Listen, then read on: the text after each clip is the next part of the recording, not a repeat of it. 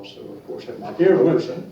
can we discuss it on the? Oh, absolutely. Oh, okay. Absolutely. Now, your name is Kerry or Jerry? Kerry. Kerry. K. Kerry Bowers. R-Y. Yeah. Here, Okay. just to make sure that, in case you draw it, there's the Oh, name okay, on the yeah. front. I'll Okay. give you another one, and on the back, 10 steps to restore America's blessings. Oh, okay. Okay, we're about ready. There you go. You're on. You want me to do the intros? Of course. Oh, okay. You're the pro. Oh, yeah. Good afternoon, Las Vegas. This is Clark with the Herd coming at you live from Las Vegas. Today we have Mr. Bowers running for Assembly, is it? No, No, Senate. for I'm third, sorry, third congressional district. in the Senate. No, Assembly. House of Representatives. Oh, House of Representatives. oh my goodness, okay. Gotcha. So anyway, I thought you were very knowledgeable of what was going on. But great, and Ed Euling is joining us, one of our questionnaires. We'll be interviewing future Congressman Bowers.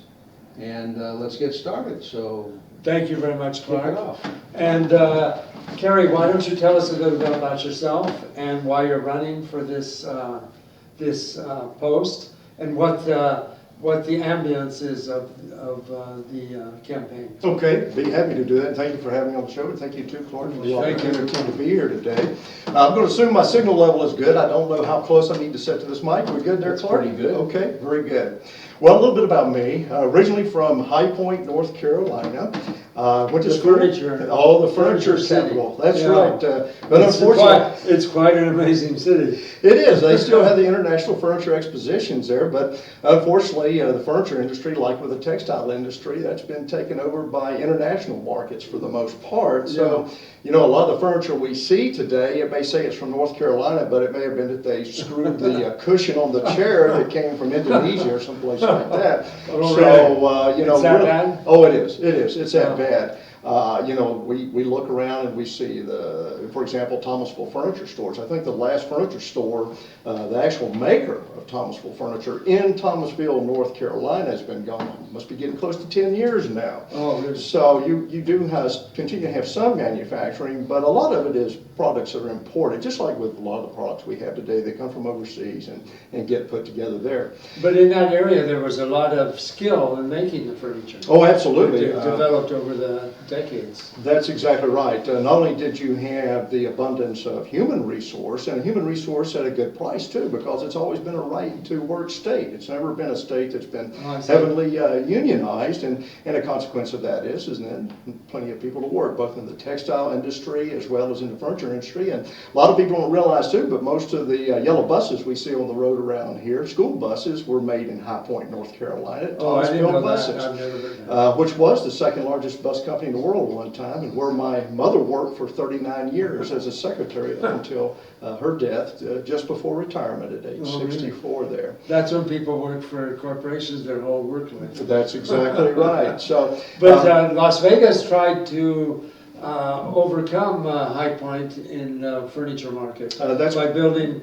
But what ended up was High Point bought Las Vegas, is from what I understand. well, you know, Is that your understanding also? I don't have a great insight into all the dealings that went Okay. on there. I know that there was great concern in High Point about the market out here trying to grow. But when you look at a market, and you know, it's just the reality of things. When you look at a market and you're putting it into a community where you do have a lot of union labor, the cost goes up exorbitantly in many cases. The biggest drawback for High Point is, in fact, many people there have to rent their homes out for folks to come in because there's really no other draw there. There's no hotels. That's right, That's which is one of the attractive things about the Las Vegas area. Yeah. You can draw a lot more.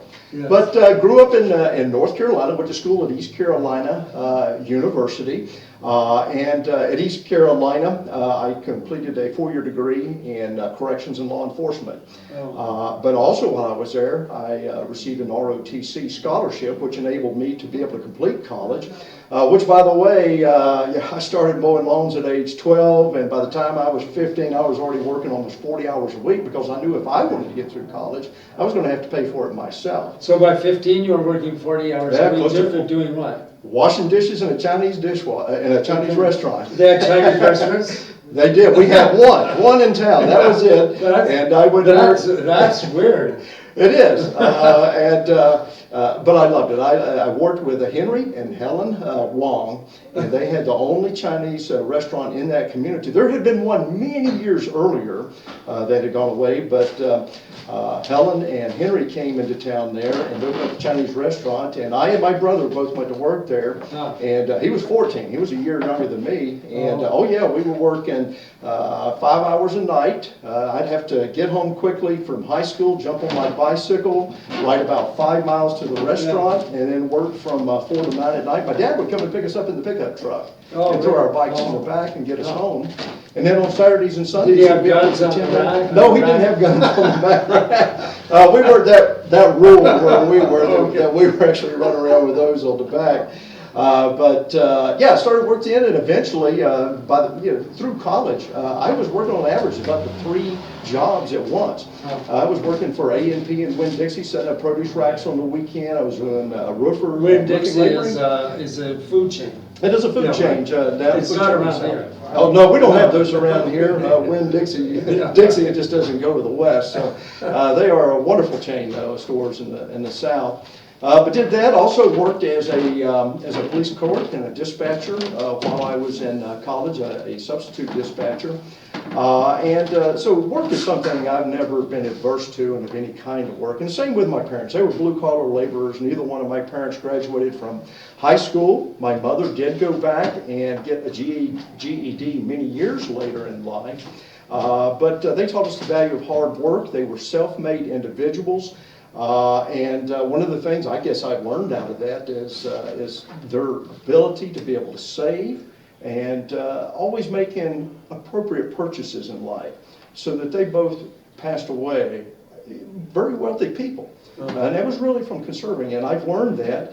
So your kids are going to become wealthy too? I hope so one day, but I hope that they do it more on their own, so to speak. That's right. And in my case, You didn't do that. What? You didn't do that. What do you mean? You didn't get wealthy. You didn't do that. Government did that. Who? The infant government. That's right.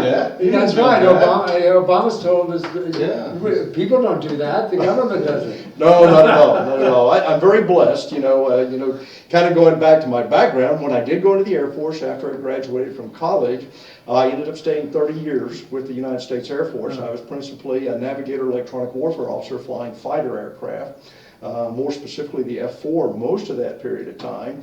But I also had a lot of time in the F-15 and F-16 because of some things that I did for the Air Force that required me to be able to fly this aircraft and have a greater working knowledge of them.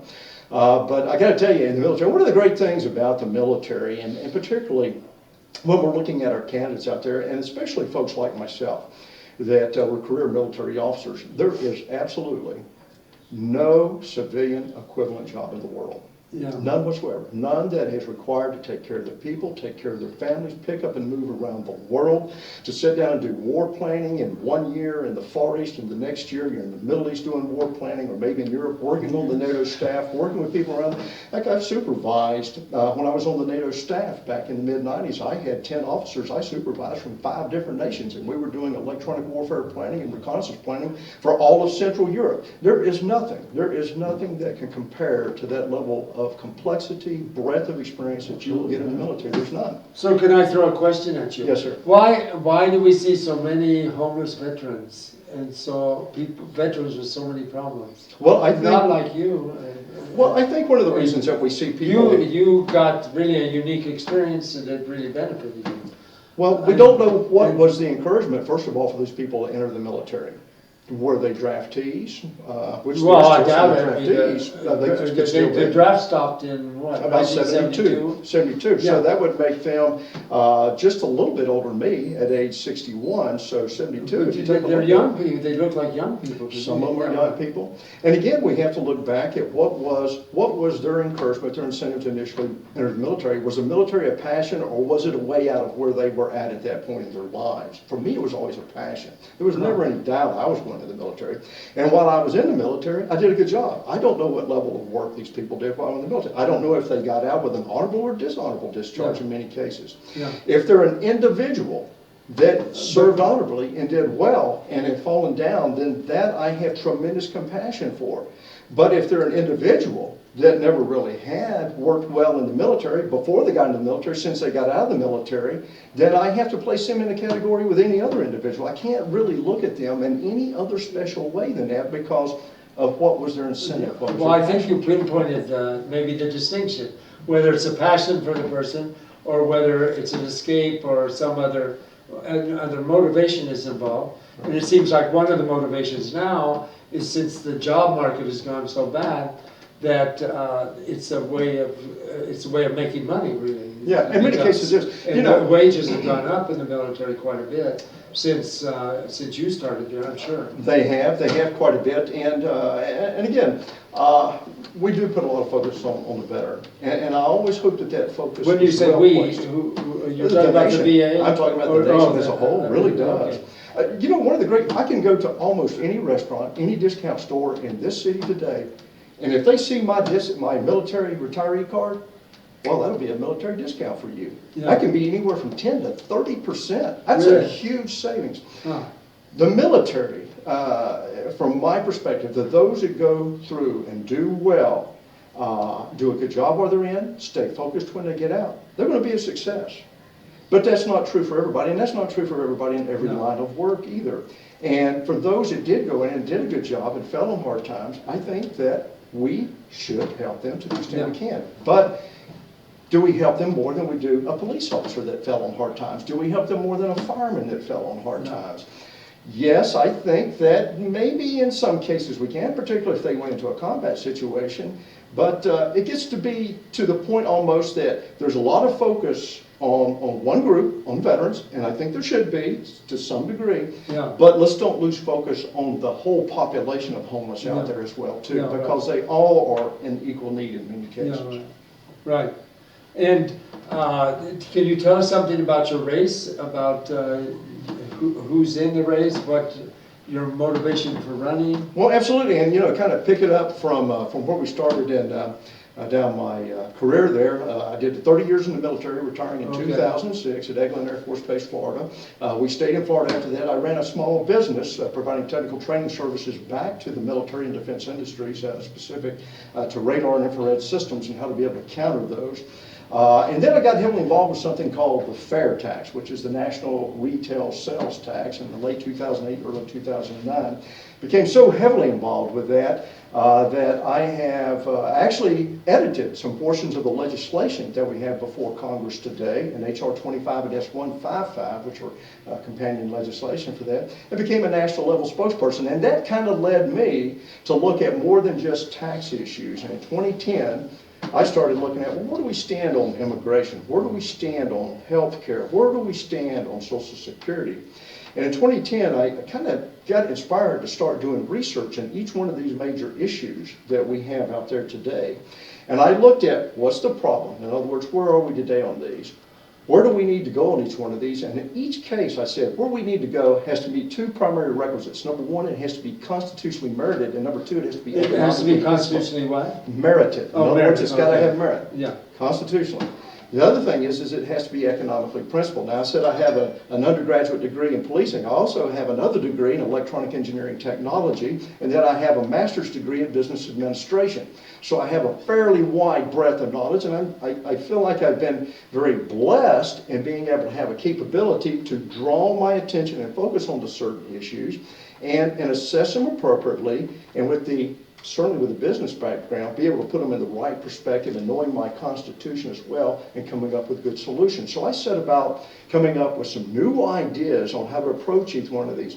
Let's take, for example, healthcare. Okay. Is it You health? picked Okay. you picked the really sticky issues. I did. Okay. Do we have healthcare systems in the nation today that's provided by the government? The answer is no. We have health tax systems. Health care means that you have to have somebody or something providing you care to call it health care. What we have is health tax systems. Those health tax systems are called Medicare, Medicaid, and the Affordable Care Act. They do nothing to add to the supply or the quality, the quantity, the accessibility, the affordability. They do nothing, absolutely nothing, to contribute to each one of those. What they do is that they put a greater burden on the American taxpayer. They put us increasingly in debt. They make healthcare less accessible as a consequence of not focusing on the supply side. And they make it less affordable because they violate principles of economics, which is if you increase demand, as the Affordable Care Act was supposed to do by about 30 million patients, and you don't appropriately increase supply, what happens to the cost? It increases. That's the law of supply and demand. So you've got to focus on supply. You increase supply, you reduce your demand, therefore you get greater accessibility, greater affordability, and not only that, but greater opportunities of benevolence to be able to provide to those that cannot necessarily afford for themselves. So anyhow, I started looking at each one of those, and that led to, after a while, I'm sitting here and I'm looking at all this material I put together, and it said to me at that point in time, I have a platform. Never once thinking about I'm going to run for any office. Yeah. But this was in 2013, and that office I decided to run for was President of the United States. I became a presidential candidate on my announcement in September of 2013. I met the federal requisites in April of 2014 and became the 29th Republican candidate to announce, declare, become a federally registered candidate. Now, when the media told you in March, April timeframe of 2015 that Senator Cruz was the first Republican to declare, announce, as a totally fabricated story. And every one of the next 16 Well, that they ended, it was a totally fabricated story, and the same true on the Democrat side. Senator Secretary Clinton was not the first. She was the 34th Democrat to so announce. Yeah. And by the time we got to the primary cycle, we had between 1,500 and 2,000 presidential candidates of all types of party affiliations.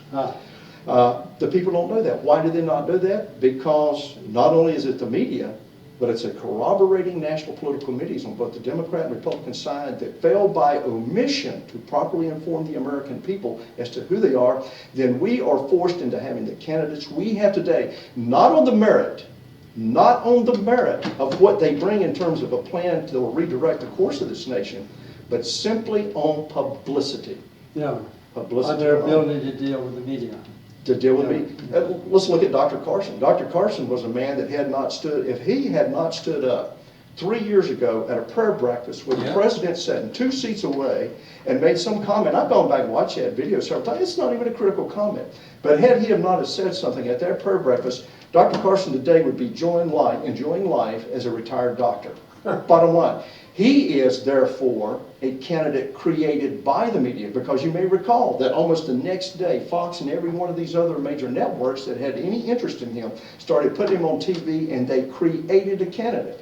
The next thing that happened was an organization, a PAC got put together called Run, Ben, Run, that started collecting millions of dollars to try to get him to run. Okay. That man never had a passion for the presidency. He never had a plan to be president, and it became very obvious every time that he was asked a question on the television.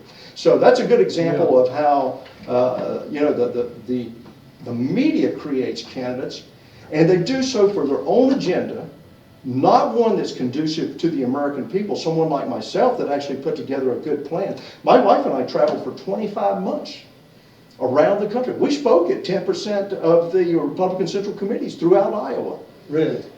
We spoke from Washington. We were even in parades in Florida, and we spoke from there to Tacoma, Washington. And what what happened to your to your campaign? Never could. You couldn't make any headway with the media? Could not make the headway, and it's one of those things where you put out the news releases, you try to get responses in all the various contacts you can have with the media, but never got that response. But what made it even worse, Ed, is me calling my party chairman, Reince Priebus, in April of 2013, and having to leave a message at that time and said, all I want to do is make an introduction, which I think is appropriate for a presidential candidate to his Republican Party chairman. This is Kerry Byers. Yeah, this is Kerry Byers. I just want to introduce myself. I think it's appropriate to do so. Would you have him call me?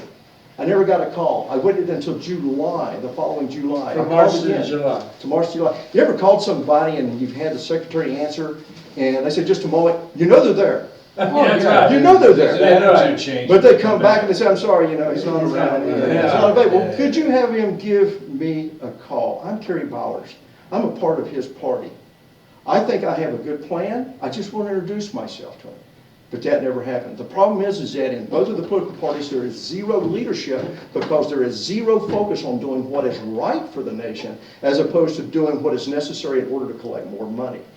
So bottom line, let's bring it all the way back. So you're saying the real interest is in gathering more money? Oh, absolutely. Yeah. Absolutely. There's when you say they, you're talking about the government or the party? I'm talking about the party. Media. I'm talking about the party. Well, the media too. The media too, because they want to. You think they want to try to report on 1,500 people? No, they're going to focus on certain people that meet their criteria. Yeah. And bring those people on board. And what happens out of that is like when I came back to, I had spoke to every one of the clubs in Vegas in January through March of 2014. Yeah. And when I came back, I could not get an invitation back into a club. Why? Because you're not polling high enough. Why am I not polling high enough? Because the media won't say anything about me, and because the media won't say anything about you, you won't get invited to events to be able to make the addresses. You got to force your way in everywhere you go. And as a result of that, you're never going to show up in a polling number, period. Yeah. And one of the big things I'm trying to encourage American people to really grasp is that you do not select your candidates. Your candidates are selected for you by the media. We're seeing that right now in the 3rd Congressional District. If you look at over the last couple of weeks in the Sun newspaper particularly, and sometimes in the RJ, I love the papers too. But I love them from the standpoint of they're the only ones I've got outside of going on to social media. Okay. But here's the problem. I keep seeing two faces show up. Yeah. I'm not going to mention their names. I happen to like those individuals. What I don't like is the type of reporting that the public is getting on these individuals. And I don't like, too, when the reporter says, and using only as her basis for deciding that they're serious candidates is the amount of money that they're collecting. The amount of money that, the amount of money that the candidates have in their bank. And contributing, right. Exactly right. Calling them serious candidates, there's no poll. There's nothing out there that gives her that discriminating factor other than how much money have they collected. Yeah, well, right. That much money could come out of a very small number of people or PACs. Yeah, right. And when you look at guys like me, in fact, I am the only candidate. I think Democrat too, no for sure Republican. I'm fully self-funded. I refuse to take contributions at this point in time in order to be able to assure the American people, and certainly the people in District 3, that I am uninfluenced by any type of outside influence or special interest group out there. But that, and then the other day there was another one where, again, the same reporter calls these same two people that had their pictures on the paper again. It wasn't serious contenders, but it was something along the same line. Okay. The rest of the candidates get a name mentioned. Meanwhile, they have what would equate to between the front page and the inside page, a full page of coverage. Now, you may say, well, they weren't always good comments, they were attacking each other. Well, here's the problem with that. That's the only two people now that the public knows. So they get to decide between the lesser of the two evils and not decide based upon the merit of the ideas that they bring. And I'll give you a quick example. Right, they're not interested in They're not interested. They're not interested. And it seems like the media would be the most interested in ideas. Yes, it would. You would think so. Reader, controversy will bring readers. Exactly. But look at the presidential races today. Trump, Cruz, Clinton, and we look at Mr. Sanders. Yeah. Do they really discuss the issues? No, they don't. They give platitudes. They talk in general ideas, but they never really focus specifically how they're going to accomplish those things that they say that they want to do were they to be elected to office. It's not there. Let's look at Mr. Trump. What's Mr. Trump's health care plan? If I ask 9 out of 10 people in this country today, they won't be able to tell you. It's all over the map. You go read his book, and or you listen to what he said just a few months ago, it would be a victory for Hillary Clinton. Why? Because he prefers to have a single-payer health care system provided specifically by the government, which he says he likes the form that they have in Canada. Meanwhile, people in Canada escape the health care system to come down here to use doctors. Yeah, right. So what I look at in Canada is specifically what they are saying. But going back, my candidacy for president ended in October of last year. Okay. And it took till then to finish clearing out everything I needed to do with the Federal Election Commission. And then be a free agent again, let's call it that.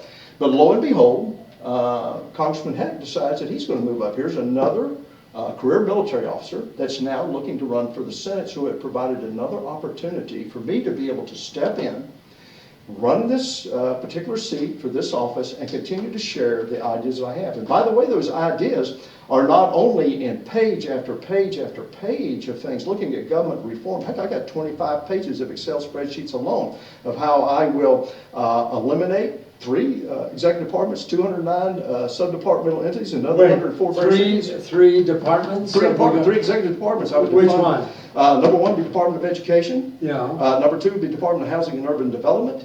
And number 3 would be the Department of Labor. okay. Most people don't ever expect to hear somebody say Department of Labor. Here lately, Cruz and some others have been Yeah, talking we get about- those statistics every month. Right. That's it. That's all you get.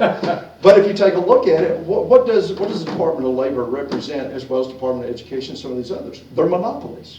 Yeah. They're monopolies of a national government. We were supposed to have a federal government. We now have a national government because it's trying to take over every aspect of government. We're trying to take over. Well, I think they've done a pretty good job Well- of taking over Well, for a number of years. Here's my perspective on that.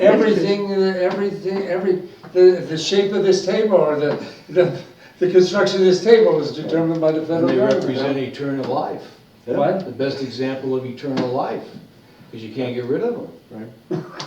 Well, Well, until the government collapses. Well, here's one of the Well, problems. get rid of Or the someone Senate. comes along and does You know, something. we talk a lot about people being on welfare and becoming dependent upon the government.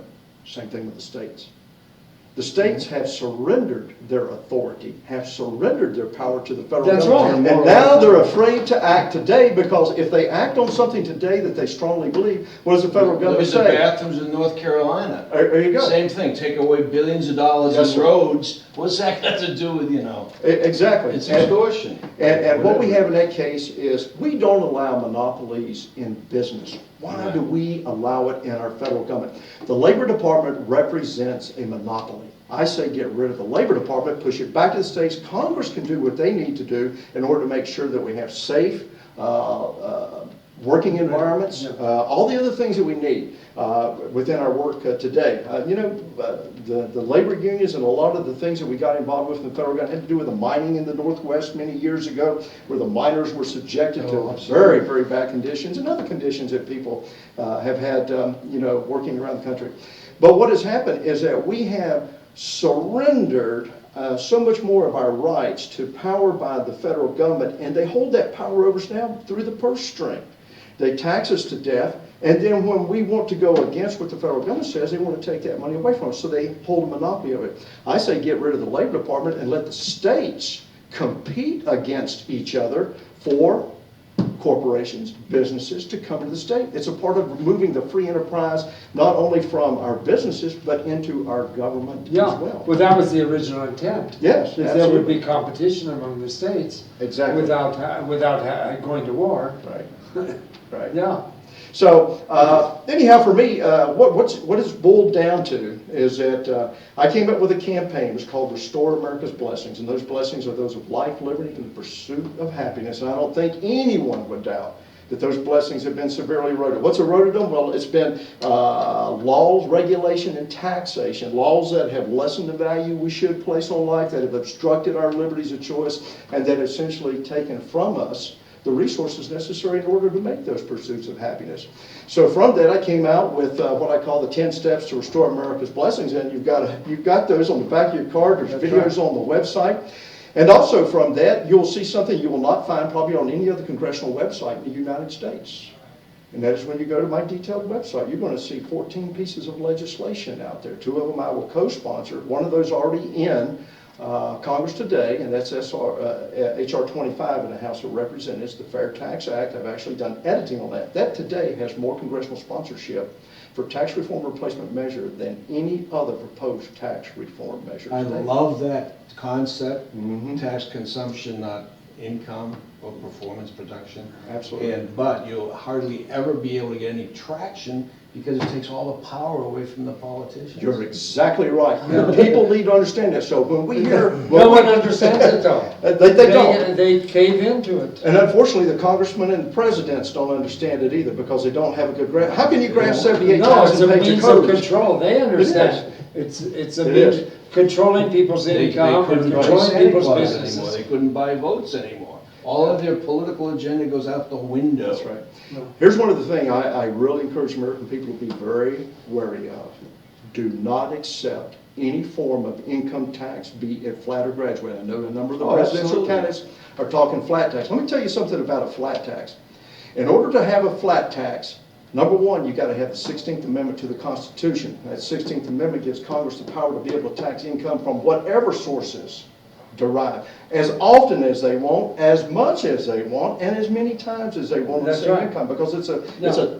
it's only 30 words of the most ambiguous of the amendments that we have out there today. But the intent was to overthrow the Constitution that prohibits taxing an individual. The taxation had to be divided equally among the states. Well, taxation, Proportionally, I should say. right, in terms of a direct tax, but here's the problem, believe it or not. And be an indirect tax. Well, here's the thing, most people No don't direct tax. understand direct taxing. An income tax on your pay is not a direct tax, it's an indirect tax. Why do you say that? Because it does not meet the criteria for what a direct tax is. A direct tax, we go back and we have to look, the Seventh Court of Appeals, I think it is, in Washington, has done the same thing essentially that I have done by going back and looking through the Federalist Papers and other documents of the period. There's only 3 things that can be a direct tax, and that is a tax on real property, personal property, and a head tax, otherwise known as a capitation tax, and an income tax is not that. Why did we need the 16th Amendment? Because in 1894, there was a tariff act that was passed. And in that tariff act, there was a tax placed on the income from the rental of personal property. Well, that, at that point in time, The became rental a of personal property. Like Exactly right. What would you rent personal? personal property, well, a real property. Oh, We'll say real property. Okay, Okay, yeah, real okay. property or standing Yeah, property, okay, anything yeah, like that. okay. That would have been a direct tax because it was on property. And in order to be able to, and then it was thrown out, the Supreme Court threw out that tariff and says, no, that's unconstitutional because that tax represents a direct tax. Huh. And you'd have to have an amendment. So what did one of our progressive liberals decide in terms of being able to fix that? And believe it or not, it wasn't a Democrat, it was a Republican. His name was President Taft, Howard Taft. Howard Taft said that essentially if you want to have taxes on all income, then you're going to have to come up with an amendment. So Congress set about putting together an amendment, which some thought it would never pass and never kind of playing the Joker's card, so to speak there. But it did pass, and it was Woodrow Wilson then in 1913 that signed that amendment, if you will, which had to be But ratified. some people say it never really passed. Oh, yeah, but, you know, we can fight that all day long and we'll lose that battle, so I don't even go in that Oh. direction. Here's the better direction. to go But in. you've studied it. Oh, yeah, but here's You think it was actually passed? Do I think it was passed? Yes, I believe it was I passed. see. That's my opinion. Oh. But it's irrelevant. Oh. Let's get rid of it altogether. And there's only one proposed tax measure that actually does that, and that is the fair tax. In fact, the fair tax is so confident that the people will like it. It's only 131 pages long. It's an amazing bill to replace 78,000 plus pages. Instantaneously collectible? Instantaneously collectible. Yes. You just, like, when you buy something, you pay in tax now. That's it. Most states, it's just one more little that's in the That's it. computer. That's Done. exactly So the right. money's gonna come in the next day, That's it. and the IRS gone the same day. That's right. See you later. That's it. And they have to make it a automatic, whatever it is, say 20% for the hell of it. It never goes to 21. That's right. That's it. That's That's your it. budget. Unless Congress changes it. And Well, Congress could change yeah, it at some point in the well, they future. can change everything. So, But here's the but- advantage of that, is that the economy, studies have shown the economy would grow just astronomically. Oh, it Why not? explode. There's no tax on investments and savings, there's no more corporate tax. Everybody would go back to work. Exactly right. That's the big thing. And companies would return to the United And States. then No if you wanna export buy taxes. something, you make the decision you're gonna buy it or not, and if That's you don't it. wanna pay tax, don't buy it. Right. Guess what? People are gonna buy it. That's right. That's why they work. But going back to what I was going to say about the bill itself, the last page of the bill, there's what's called a sunset clause in there, Title IV. And what that sunset clause says is that within 7 years, which is the average time of passing or adding an amendment or repealing an amendment in this country, 7 years, if within 7 years the 16th Amendment is not repealed, the fair tax is repealed. That's confidence. That is confidence you will not find in any other tax measure. Why? Because we know that the people will like it so much that they will insist on the 16th Amendment going away. Now, why did I go to the 16th Amendment earlier? Because under a flat tax, flat income tax, you have to have the 16th Amendment to continue taxing as we tax today. It's the wrong policy. That's right. Why do you say we have to have it? I'm not You have to sure. have it because otherwise you would, if you got rid of the Flat 16th tax. Amendment and you had a flat income tax, then you can no longer tax those incomes we talked about before on personal properties and rental properties and all those other things that would now make it a direct tax in the way it would be interpreted under tax law. The other thing too is don't let any presidential candidate tell you that the IRS is going to go away with their flat tax. Oh, how could it? It's not. There's no way. There's no way it'll go away. Under the flat tax, income taxes, you're still going to be retaining 165 plus million Yeah. individual tax You filers. gotta make the business collect the tax like That's they do right. now under the sales tax. That's right. in the States. Under the fair tax, you Doesn't know cost- It what? doesn't even cost them anything. That's right. They That's get exactly all right. the hardware they need. Yep. Every piece of equipment I know of in business, they can collect 500 taxes if they wanted to. There you go. There, done. So when you're looking at the fair tax versus a flat tax, under the flat tax, Senator Cruz, I don't want to say that Mr. Trump has specifically a flat tax. I don't know. What time is it? It'll probably change before we get done with the senator again. Yeah, there you go. But the bottom line is that under any income tax, you're still going to have about 200 million individual and corporate filers. Yeah. And That's crazy. when you go to the sales tax, you eliminate all the individual and you only go to business filers. So you're down to 20 to 30. And you get rid of the IRS too because you only have a small sales tax bureau at the federal level and it's administered on a voluntary but reimbursable basis at the state level. 45 You states said already have sales tax. reimbursable. They'll get to keep, each state, based upon the taxes they collect, will get to keep 1/4% of all tax revenues. This test that they did in Texas to see if that would cover any additional administrative costs for Texas to collect that, they found it to be more than sufficient in the case of the state of Texas. Really? Okay? Because the federal government cannot make the states under intergovernmental immunity. You cannot force the states to collect taxes on behalf of the federal government, for example, except in certain ways. And that is they can make them collect it for income tax. And What do they payroll do in taxes. Canada? Yeah. I mean, not Yeah. that their laws. Yeah. Well, it that's what says- they have in Canada. It says Congress should collect the taxes in the Constitution. If Well- we just had people paid their taxes at the congressman's office, those people would not get elected again. You're going back to an approach, prior to 1943, when we started doing, what am I trying to say, withholding of taxes, everybody paid taxes once a year. When we, in 1913, passed the Internal Revenue Act at that point in time, everybody paid taxes in March for the previous year one time. Then it was changed to April. Then we started getting withholding. And it's very interesting. They even put this in this, but if you go read the Treasury history, a .gov website for the Treasury, they'll tell you that Congress talked about the mere fact that they wanted to go withholding. One of the big reasons, they could change the amount, the rate of taxation, and it'd be less noticed by the people. Yeah, So it's that's making it less Yeah, visible, yeah. as opposed to getting a sales receipt for the fair Yeah. tax and seeing Right. exactly how much That's right. tax you paid there. So, we can sit here and talk all day But the about fair taxes. I tax, gotta if you tell don't you, wanna pay it, there's a simple cure for that. you You don't don't buy buy something. anything. And services, you can buy a used item and you don't pay the tax on that one Yeah. time. Oh.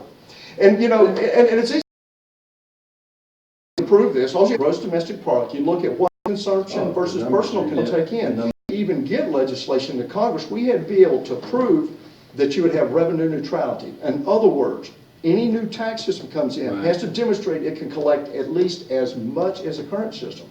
But we know with a fair tax, just like I said before, the economy will grow leaps I and talked to bounds. smart accountants, I said, that's gonna put all you guys out of work. He said, hell no, the productivity will explode so Exactly. much, we'll need 5,000 more accountants per. That's right. Because the business will just go crazy, because now they're gonna be productive instead of doing paperwork for paying taxes. Yeah, right. And one of the, my wife is a former CPA, and she can tell you that CPAs, one of the things that they hate doing is taxes. No. Well, one of the things, the tax law is constantly You never know if you did it changing. right. That's exactly right. You don't know if you did it right. But CPAs, for once, will not be focused, and even, just think about businesses too. They're no longer focusing on how to avoid paying Yeah, taxes. just the whole They're focused country will go on how crazy. to make money. One of the things we never really talk about very much is what they call lost opportunity. In this country, it's estimated to be between $1 and $2 trillion a year that we lose in lost opportunity. What's lost opportunity? That's when a corporate executive sits down and says, okay, I want to expand my business, Yep. but how do I do it and avoid taxes? Right, and regulation, Or this can I move regulation. my business overseas?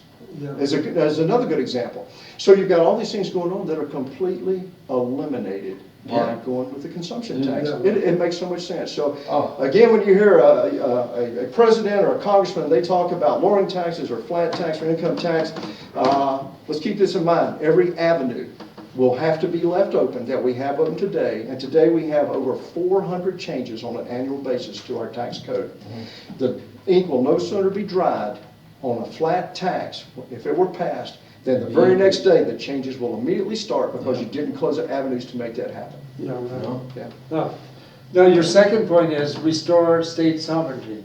What are you referring to there? When I'm talking about restoring state sovereignty, that kind of goes back to the federal character of government on there, number one. Right. Number one is we You- have to you get explain. refocused on the enumerated powers in the Constitution. What we have under Article 1, Section 8 of the Constitution, which gives the authority and specifically what those authorities are. When we start refocusing only on the authority that was granted to the federal government that's become too national today, we've got to pull that back in and make it more of a federal system.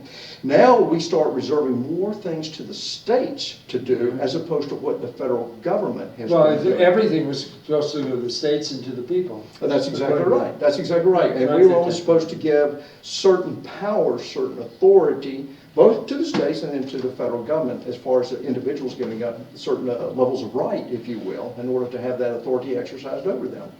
And how do you feel about a state seceding?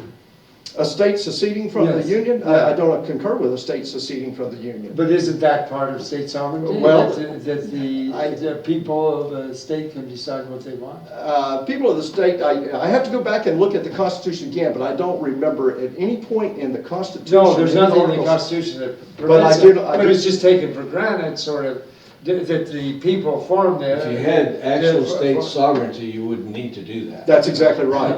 That's exactly So, right. And you're not gonna really benefit too much by doing that either, Right. you're gonna get wiped out. That's What right. do you mean you're gonna get wiped out? The other states are You- gonna take you over because they have the military and you don't. I mean, Yeah, so well, let's be real. oh, It ain't Yeah, gonna work. yeah, sedition and all those And other then things. We're not interstate going down that roads, and I road. mean, it would be a nightmare. Can you Yeah. imagine? Now the planes flying into your state have to go under different regulations. Well, because that, the federal it would be regulations great, are not gonna- like, I think Nightmare. Nevada would benefit by doing that, because a plane can fly here, and then it can continue, from a foreign country, and then it can continue flying the into federal the government United will stop it States. from into flying another- The problem into is, another the problem place. is that the FAA will not allow you at that Right. point in time to do a flight plan into the state. Right. Every one of the You'd be interstate highways closed. around here will have a blockade at the end of them. You will not be Yeah. getting in or out of Just like this the North state. Carolina, now the federal government's gonna block all their highway money because they don't have a sign in their bathroom door. Yeah, well, that but qualifies. I look at, for example, Hong Kong and Macau in China. Okay, they're very independent, they can do what they want, they can have that's why so many flights can come into Hong Kong and then continue on to Singapore or around the world, or however they want to do it. Well, Hong Kong doesn't pay any taxes to China, and Hong and so Kong was it separate. operates independently. Hong Kong was separate.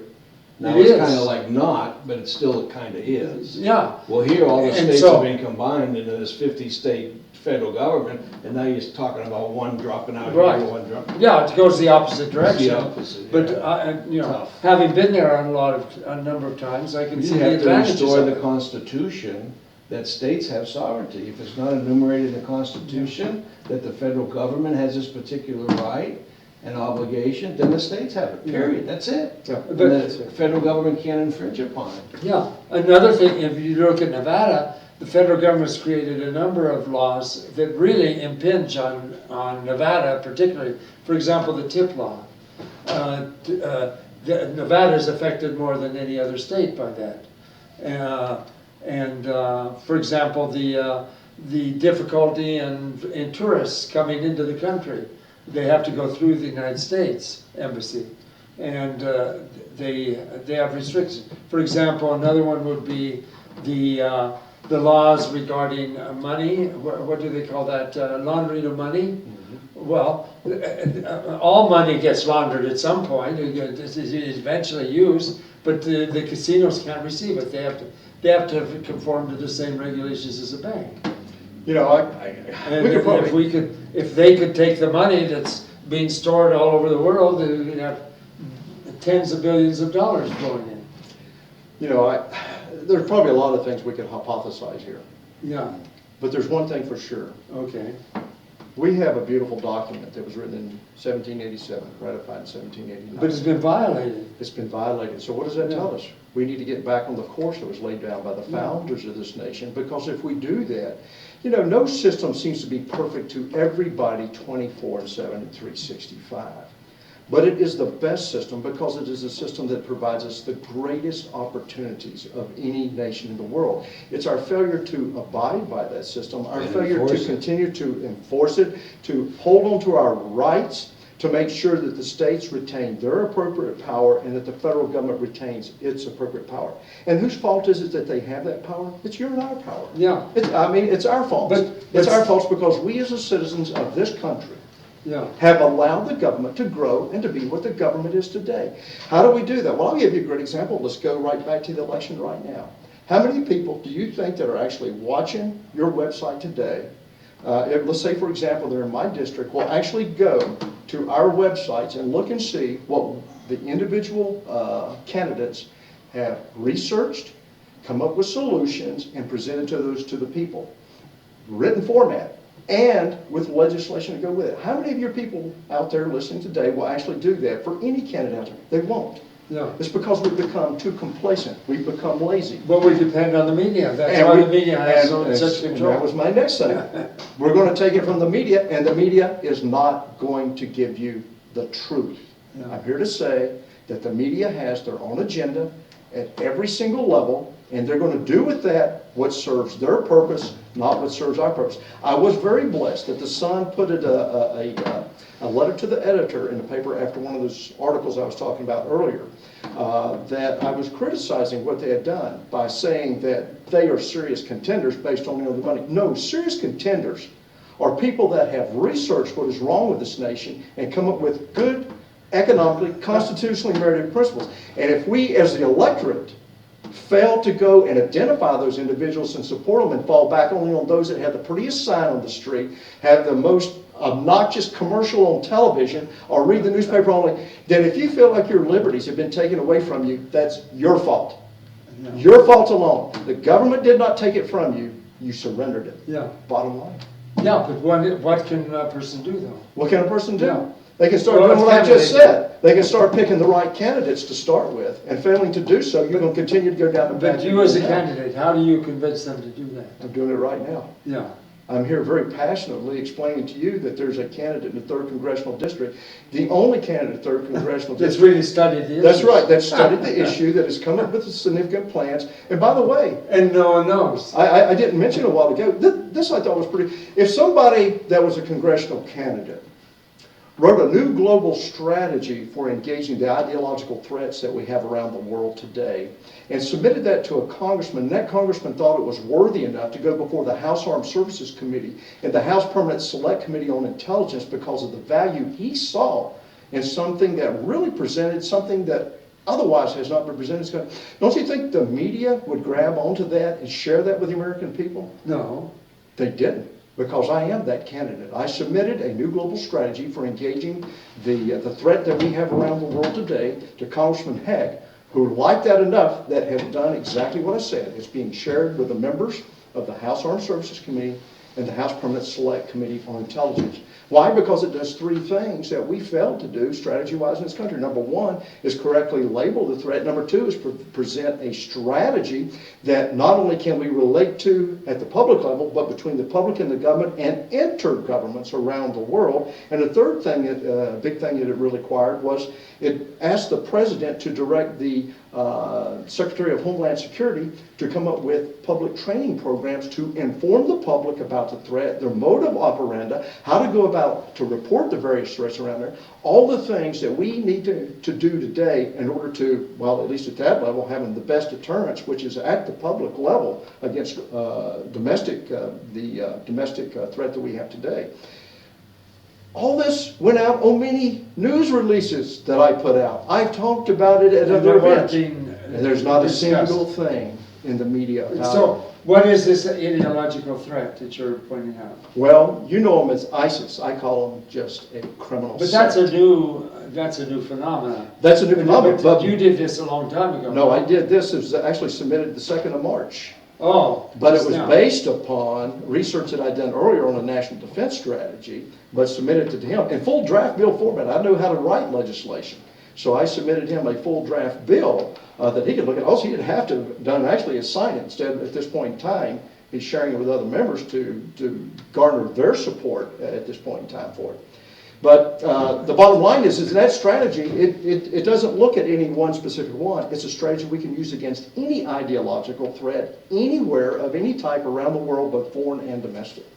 And so what is the particular ideology that you disagree with them? It wasn't focused on any ideology. The ideology, From your point of view, what is this ideology? Well, the ideology is one that's... I know it has the name ISIS, but what does it consist of? As far as the strategy itself goes, it's against any ideology that happens to, one, look to present a threat to the life and property of the people of the United States and those allies that we support around the world. America first. America first is exactly right. And so, but you don't think that the ideology of America First, Manifest Destiny and the Monroe Doctrine and the invasions in the Philippines and Hawaii and the other 200 invasions, you don't think those are a dangerous ideology? Well, they were at the time, when we were No, I don't attacked mean- by the Japanese. But I'm talking about... No, we weren't attacked. We weren't attacked by the Hawaiians. We went and attacked them. We weren't attacked by the Indians. We went and attacked them. That's exactly Well, right. and it came from an ideology, It did. the Manifest Destiny, or some notion that God wants us to do these That's right. things. You're looking from a different perspective. Mine is Yeah, from right, one that would right, that's attack right. the United States Yeah. and or our allies out there that I would consider to be worthy allies. And those are allies that support us in many different respects, such as Britain has been a long-standing ally, Australia, New Zealand, all those types of countries Yeah. that I would consider to be strong allies today. The idea of the strategy, and the strategy, interestingly enough, you cannot be sure that you have completely destroyed an ideology. So my strategy is called divide. We can divide it. We can divide it into that which continues Well, I to don't think exist you versus can. that to How what do you have destroy an now. ideology? Yeah, you can. Especially fanatical ones. That's right. Jeez. And so divide actually Mm-hmm. stands for, the term detect, identify, verify, isolate, deter, and exit. And call it what it is. Yeah. call it what it is, exactly right. That's been our technique, but don't you think that's what created ISIS? Do I think that that's what created ISIS? Yeah. No, I think ISIS is just another bunch of thugs out there in the world that stand behind what they call, not what they call, that's a terrible way to put that, stand behind a Muslim religion, utilizing the religion in order to gain the power that they want for themselves. I don't care what religion it would have been. These are thugs. These are people that simply have a goal, and that goal is to have power. That's not unlike power that people want for whatever reasons around the world.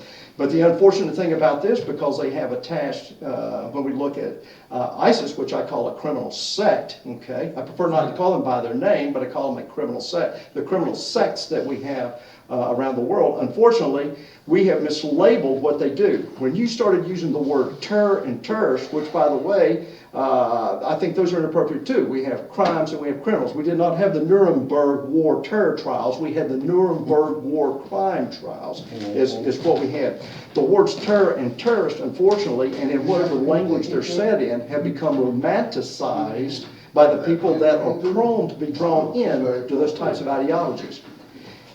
One of the things I learned... Why do you think that these people adhere to the, this is a new, would you agree this is a new ideology? No, it's an old ideology. Okay. It's an old ideology that's been transformed. And what was it preceded by? What was it preceded by? Right. It was preceded by other individuals around the world that for whatever reason wanted to have power. Do you like neighborhood gangs? Yeah, gangs are the small scale of that. Absolutely. Our problem with ISIS is we have a leader with the same ideology. We have a what? A leader in the White House with the same ideology as a terrorist. That's the problem. Okay. I'm not necessarily going to agree with what he said there, but I certainly would say that President Obama does not have what I would consider to be an appropriate strategy for engaging the threat around the world. Politically put. And frankly, and my thing is I get away from saying radical and extremist and terrorist. Why? Because I can't use those in a court of law. These people commit crimes against humanity. Therefore, they are criminals. One of the first things that I learned when I went through POW training back in 1978 as a new officer in the Air Force was the demoralization of the individual, breaking them away and breaking them down from their country and their values. And what was I called as a POW? A criminal. People don't want to be called criminals, but it seems to me that they take heart in being called a terrorist. It's as though it's a certain label that's attached to them that they glamorize. These people are criminals. They commit crimes. Now there are some congressmen who say, no, we can't call them crimes because then we'd have to take them into a court of law. Well, you can take them into court, but make it a tribunal on the international level, just like we did in Nuremberg, and let's try them and let's do something with them. Either release them, execute them, or put them away for whatever term is appropriate, just like we did with Nuremberg. I'll take two. There you go.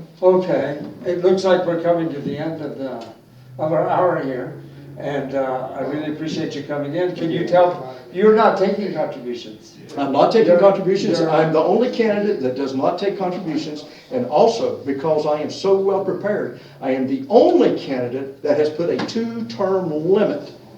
Pledged a two-term limit. That means 1 year to get my plan introduced, 3 years to advocate it, and I'm out. Which means what? You got to take 5 years to get retirement, so no retirement then would be coming my way as well. My name is Kerry Bowers. My website is www.kerrybowers.com. I encourage you to go there and take a look at it, not only for the benefit that you may get for the 3rd district, but for the benefit you may get at looking at elections around the world and the direction that I think we need to go in order to be able to get back on the track the founders laid down for this country. And I think you'll see it in my plight to restore America's blessings. And you discuss these 10 points. I do. In fact, you'll find a 20-minute video on those that goes through each one of them, as well as my candidacy. Oh, really? There's 24 videos out there that talk about everything from taxation. There's another 26 documents that go through all the details of each one of the major issues out there today. And so it's Kerry? KerryBowers.com. Bowers.com. Yeah. Well, thank you very much, Kerry, for coming and being with us today. Thank you, Clark. Thank you. Thank you, Clark.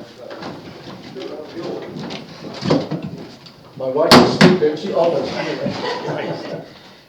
Your wife, what? I said she's a sleepover because she's heard this so many times. She's observant. Okay, thank you for coming in. Thank you. I hope that was a good spirited discussion for you. Clark, was Have nice to you, meet sir. These